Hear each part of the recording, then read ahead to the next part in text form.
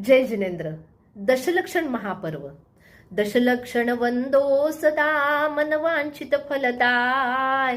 कहू आरती भारती हम पर हो सहाय. हे दशलक्षण महापर्व आध्यात्मिक पर्व आहे. कोणत्याही व्यक्तीच्या गुणांशी निगडित नसून, संबंधित नसून, ते आत्म्याच्या गुणांशी निगडित असणारं महापर्व आहे. हे महापर्व वर्षातून 3 वेळेला येतं, माघ, चैत्र आणि भाद्रपद या महिन्यांमध्ये. आपण मात्र हे भाद्रपद महिन्यातलं महापर्व अत्यंत आनंदाने, उत्साहाने साजरे करतो. कारण यावेळी मुनींचे सानिध्य असते, वातावरणाची अनुकूलता असते. त्यामुळे भाद्रपद महिन्यातलं हे पर्व साजरे करताना आपण असंख्य नियम, स्वाध्याय, जप, तप, उपवास, व्रते, संयमाचे पालन करण्याकडे जास्तीत जास्त आपला कल असतो. रात्री भोजनाचा त्याग करतो, हरीचा त्याग करतो. अशा गोष्टींमुळे आपली आत्मोन्नती वाढण्याचा आपण प्रयत्न करीत असतो. हे 10 गुण काय आहेत? दशधर्म म्हणजे 10 धर्म.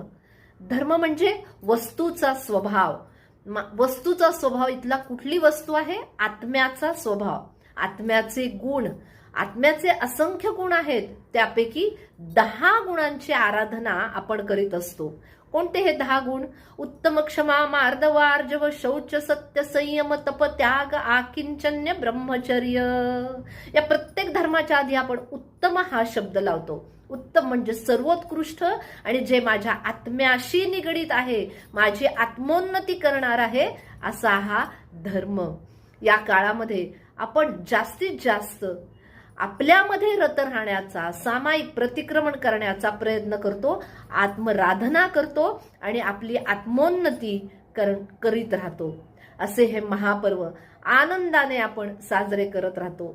भाद्रपद शुक्ल पंचमी पासून सुरू होऊन भाद्रपद शुक्ल चतुर्दशीला म्हणजेच अनंत चतुर्दशीला हे समाप्त होतं.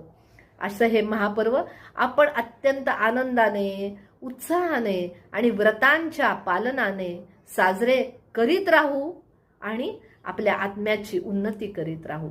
जय जिनेंद्र.